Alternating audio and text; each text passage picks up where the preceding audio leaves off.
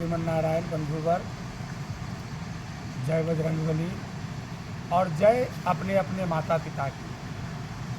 आज मैं आपके समक्ष प्रस्तुत हुआ हूँ। एक कथा, एक छोटी सी कथा है।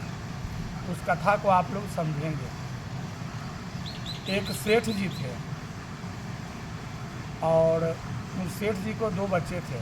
सेठ जी की पत्नी मर गई थी, इसलिए सेठ जी जो थे जो अपना सारा दिन पूजा पाठ में व्यतीत करते थे, ईश्वर की आराधना किया करते थे। दोनों पुत्र बचपन से धीरे धीरे युवावस्था को प्राप्त हुए तो सेठ जी दोनों बच्चों को विवाह कर दिया।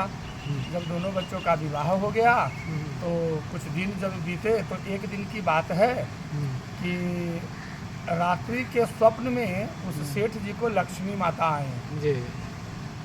और लक्ष्मी माता कहती क्या है सेठ जी से कि सेठ, अब मैं तुम्हारे घर से जा रही हूँ और क्लेश आ रहा है। तो उन्होंने कहा कि क्लेश आ रहा है? तो हाँ, चूँकि तूने मुझे बहुत मेरी सेवा की है, पूजा की है, आराधना की है, इसलिए मैं तुझे बताकर जा रही हूँ। तो और इतना कह करके लक्ष्मी माता चली गई। अब सेठ जी के तो बात आ गया, दिमाग में बात आ गई कि ये लक्ष्मी माता बोले हैं कि क्लेश आ रहा है, क्लेश आ रहा है। अब ये निरंतर इसी धुन में कि कैसे क्लेश आता है, ज़रा हम भी तो देखें। एक दिन की बात है कि घर में तय हुआ कि छोटी बहू जो है जो भोजन बनाएगी। तो छोटी बहू क्या की कि उस दिन खिचड़ी बनाने के लिए चली। खिचड़ी को चढ़ा दिया, उसमें सभी जो सामग्रियां जो होती हैं वो सभी सामग्रियों को डाल दिया और डाल कर करके वो किसी काम से कहीं गई, घर के ही दूसरे भाग में। इतने देर में बड़ी वाली बहू आई और खिचड़ी में ढेर सारा नमक उसमें डाल दिया। नमक डाल दिया। ये तो छोटी वाली बहू जानी नहीं, समझी नहीं। अब हुआ क्या, अब भोजन की बात आई तो सबसे पहले सेठ जी को बुलाया गया कि बाबूजी हैं तो बाबूजी को पहले भोजन कराया जाए। तो बाबूजी के भोजन कराने के लिए जैसे ही बाबूजी भोजन पर बैठते हैं और प्रथम निवाला अपने मुंह में डालते हैं, वैसे ही एकदम इतना नमकीन जिसको कहा जाए कि अखत, वैसा सेठ जी समझ गए कि माता ने कहा था कि क्लेश आ रहा है। लगता है कि नमक के रूप में ही मेरे घर में क्लेश आना चाहता है। वो इन सब बातों को मन में सोच कर करके चुप हो गए, भोजन को कर लिया और अपने दालान पर चले गए। उसके बाद जब बड़े बच्चे की बारी आई, उनकी पत्नी बोली कि चलिए भोजन कर लीजिए। तो उन्होंने कहा, उनके बड़े बच्चे ने कहा सेठ जी के बड़े बच्चे ने कि क्या बाबूजी खा लिए? तो हाँ बाबूजी खा लिए। बंधु बड़े जो कहानी में सुना रहा हूँ इसको समझिएगा। जी बिल्कुल। ये क्या इसका अर्थ निकलता है। तो बड़े बच्चे बड़ा बेटा बैठ गया भोजन के लिए। जब उन्हें भोजन दिया गया तो उन्होंने भी प्रथम निवाला डाला तो एकदम अखत हड़हड़ एकदम नमक से एकदम भरा हुआ पूरा लवन। उसने सोचा कि जब बाबूजी खाएं और बाबूजी नहीं बोले तो हम काहे बोले जाए भाई। और एक और भी बात सेठ जी ने मांग लिया था माता लक्ष्मी से कि माता आप तो जा ही रहे हैं, लेकिन एक वरदान देते जाइए, एक कृपा कर दीजिए। तो माता ने कहा कि क्या? तो ही बोले कि हमारा जो परिवार है, इस परिवार में आपस में प्रेम बना रहे और सौहार्दता बना रहे, बस इतना ही दे दीजिए। लक्ष्मी माता कह करके चले गए। तो बड़ा बच्चा जब मुंह में डाला तो उसे भी वैसे ही लगा। तो उसने सोचा कि जब बाबूजी भोजन ग्रहण किए और वो कुछ नहीं बोले तो हम क्यों बोलने जाएं, क्या बाबूजी से बढ़कर के मैं ही हूँ? इसलिए वो भी चुपचाप भोजन को ग्रहण कर लिया। उसके बाद में छोटे बच्चे की बारी आई, छोटे बेटे की बारी आई। छोटे बेटे की पत्नी ने कहा कि आज खिचड़ी बनाए हैं, बाबूजी भी खाएं, भैया जी भी खाए हैं, आप चलिए खा लीजिए, उसके बाद हम दोनों बहनें खा लेंगी। तो उनको भी दिया गया, छोटे बेटे को भी। छोटे बेटे ने भी खाया। जैसे ही खाया वैसे ही उन्हें भी वैसे ही नमकीन बहुत लगा। अब वो सोचे कि जब बाबूजी नहीं बोले, भैया जी नहीं बोले तो हम क्यों बोले, इसलिए वह भी नहीं बोला।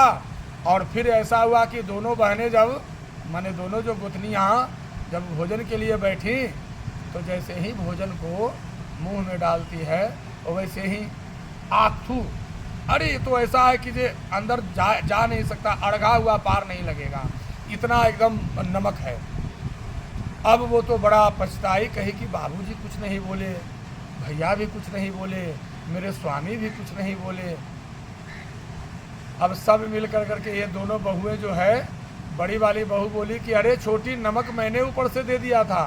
तो छोटी वाली ने कहा कि दीदी नमक मैं ऑलरेडी पहले ही दे चुकी थी और उसमें जो जो सामग्रियाँ पड़ती हैं उन सबको मैं डाल चुकी थी। अच्छा चलो कोई बात नहीं, बाबूजी से चल के क्षमा मांग लेते हैं। वो बाबूजी के पास गई और जाकर कही कि हे पिता, हमसे तो बड़ा भारी अपराध हो गई।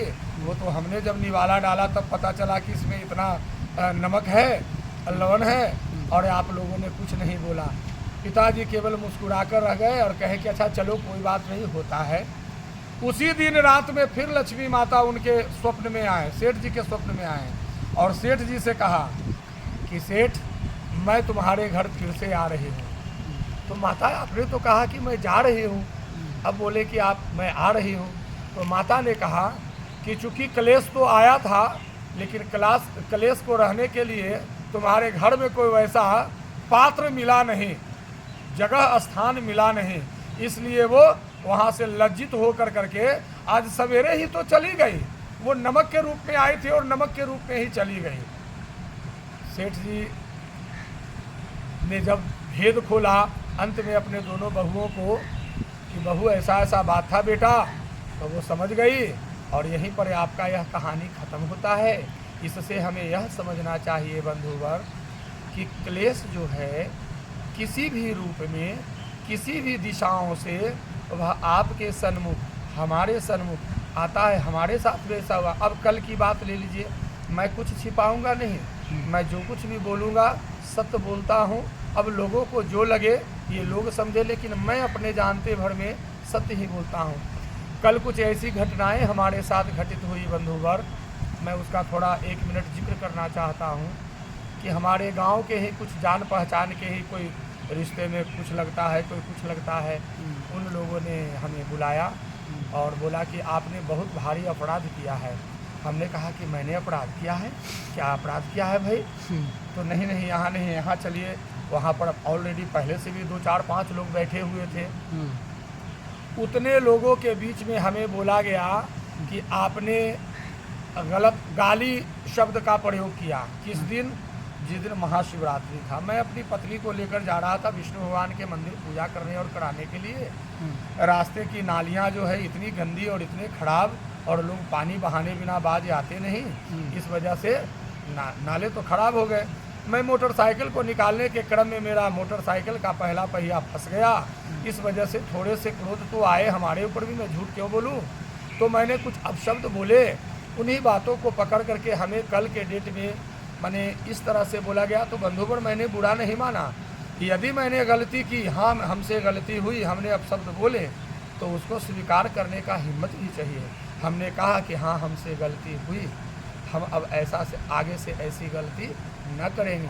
बात फिर बन गई, सभी लोग फिर पहले की तरह हो गए और मिल गए। तो बंधुवर क्लेश को समझिए। इसीलिए तो साधक कहता है, काल सदा अपने रस डोले, ना जाने कब सिर चढ़ बोले, ना जाने कब सिर चढ़ बोले।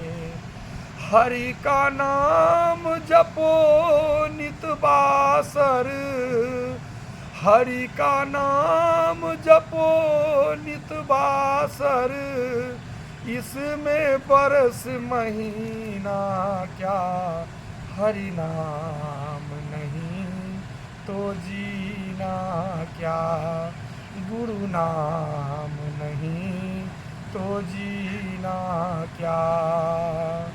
अमृत है हरि नाम जगत में, अमृत है हरि नाम जगत में, छोड़ इसे विष पीना क्या, हरि नाम नहीं तो जीना क्या।